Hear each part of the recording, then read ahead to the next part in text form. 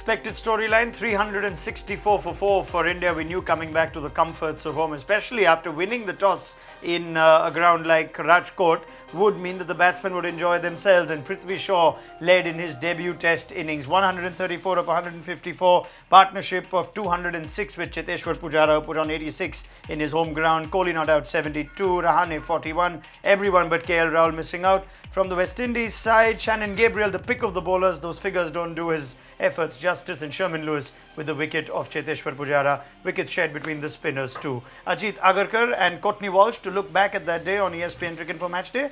How do you rate that from India? 364 at the end of the day. Yeah, perfect day for India. Maybe a couple of guys who missed out, Rahane after getting set and Rahul at the start. But apart from that, a young debutant coming and scoring a big 100 is exactly what you need batting at the top of the order. So yeah, perfect day on a perfect pitch for India. Virat Kohli again doesn't seem to miss out too many times. Maybe looked a little bit sort of scratchy at the start. I haven't had a lot of cricket since that English tour.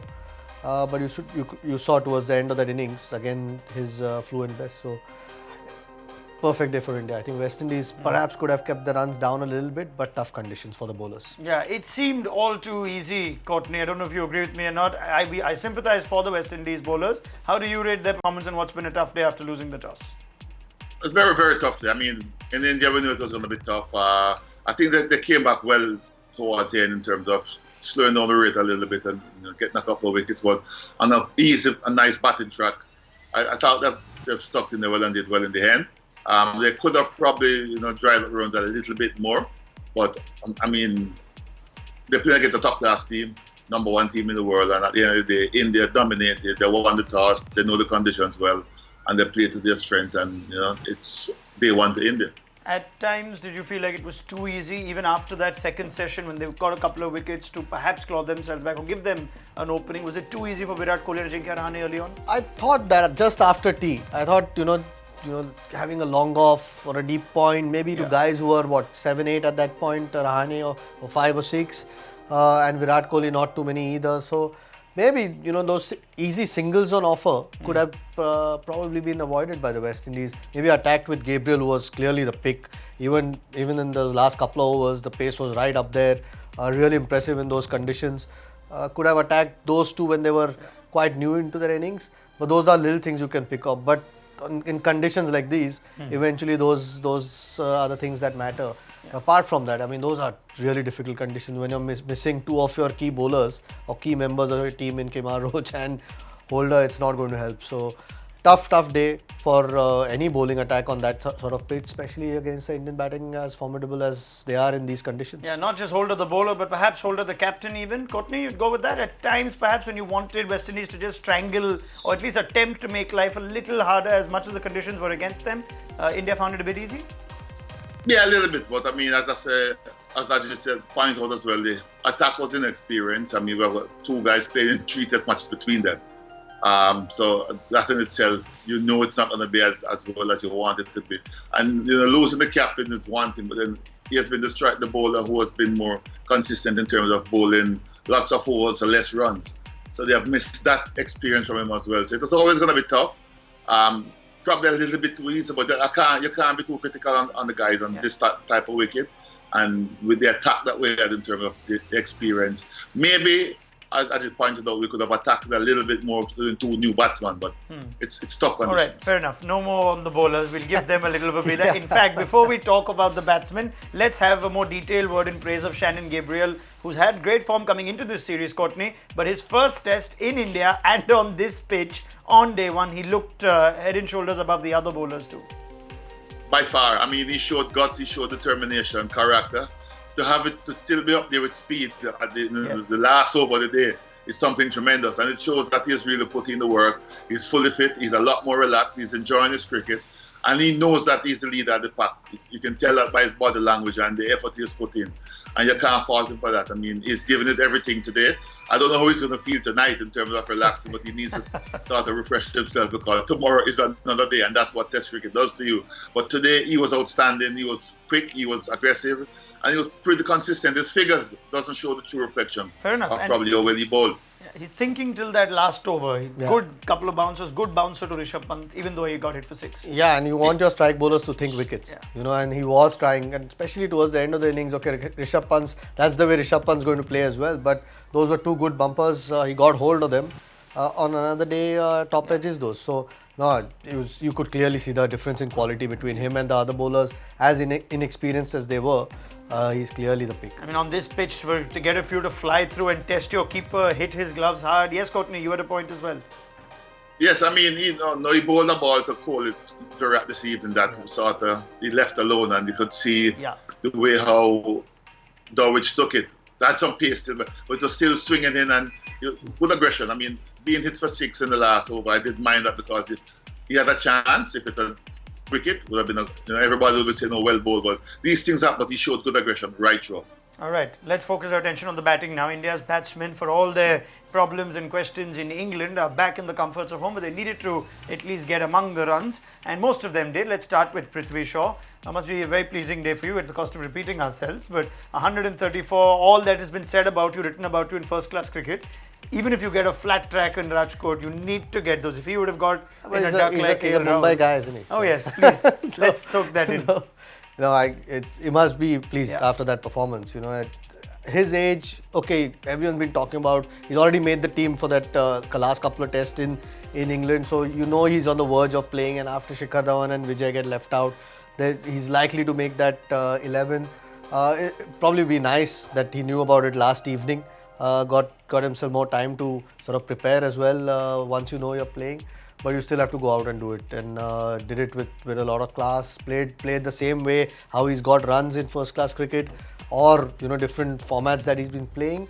There'll be tougher tests ahead, but the first one he's passed really well. Looked at ease, played a lot on the back foot as well. Okay, easy pace pitch, but still had to play the right shots at the right time. Yeah, we speak of how there aren't too many proper or old school test match opening batsmen, Courtney, but maybe this is how test match opening batsmen will come along now. Teenage kids who come and score at a run a ball and score 100 at striking at 87. That's how the game is evolving, and I mean, it was great to see. I mean, he played extremely well. He didn't show any fear. He showed composure. He wasn't afraid of playing his shots. He played some very, very good shots, and he seems to have a reasonably good cricket brain at this stage as well. Because I mean, he went after the ball and he put away all the bad balls, and he just showed good composure. His shot selection was excellent, and I mean, it was a tremendous inning from him. There's nothing that yes. Yeah, I mean, the temperament again, stands out. Generally, in a young player, is what you look at. Okay, it's only one innings in his Test career, but generally seems at ease with where his game is at. Like I said before, there'll be tougher tests, but at the moment, temperamentally is the progress that he's shown in the last couple of years is something that sort of separates him from other young players. There's nothing that we don't know about Virat Kohli or Chiteshwar Pujara that we haven't seen already in this innings. So I'll save that conversation perhaps for later. Ajinkya Rahane's innings, 41 of 92. A peculiar one, you'd think. Took his time, perhaps overly defensive. Heard a little on commentary from Ian Bishop and El Shiv Ramakrishnan also suggesting mindset is defensive. He's a man who also wants more runs and big scores. Opportunity missed today at 41? A massive opportunity and a terrible review, another one of the day. Again, he might not have felt it knowing Ajinkya really well. He's not going to take a review if he knew he's nicked it. Hit the bottom always know, don't they? I don't want to go there. That's a good. Courtney, don't batsmen always know? Batsman's supposed to always know. We the bowlers don't know when we nick it, but a batsman's supposed to always know when he nicks it. Okay. But I was surprised at the review because the keeper was very, very confident and the bowler. Yeah. And the non-striker was supposed to say it must have been a very faint bottom edge, they thought, but I mean, clearly you could see on the tracker that he hit it. I mean, Virat felt like he had heard something, but Ajinkya was quite adamant that he did not nicked it. One of those, but missed opportunity. You score a 40, do the hard. It looked quite sort of watchful or too watchful at the start. Missed out on a couple of full tosses, but then got into his innings. So he'd be disappointed. Again, he's one of those guys who needs a big score. It's not happened. Recent time got 80 in Nottingham. Apart from that, he's not had a in Southampton. but not had a big score. I mean, and he's one of those guys who's probably needed after that start. Just looking at the numbers in 2018 for Ajinkya Rahane, and now in India go to play 5 batsmen, he finds himself in favour after being left out for Rohit Sharma at the start of the South Africa series. But just an average of 26 in tests in 2018, that England innings hasn't done him too much good. Came back with some determination in that third test against South Africa at Joburg, but again an opportunity lost. And a review lost, not just by Rahane but KL Rahul. Now that's, India have been pretty poor, if I have to understate it, Courtney, with just reviews. I wonder, as a part of a national team coaching setup now, how much time is given to review taking and review assessment? Because we know India right at the bottom when it comes to just taking the review. Some of them are just terrible.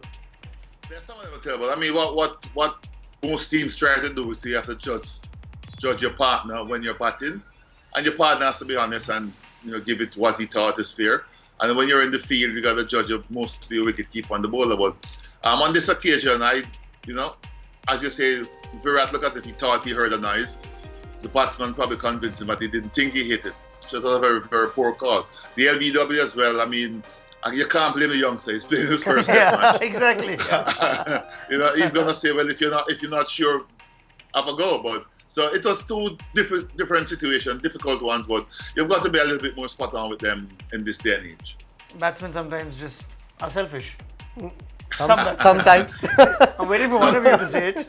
No, the first one was really poor. Yeah. I mean, to put Prithvi Shaw in that position, Yes. I know Rahul's looking for some runs.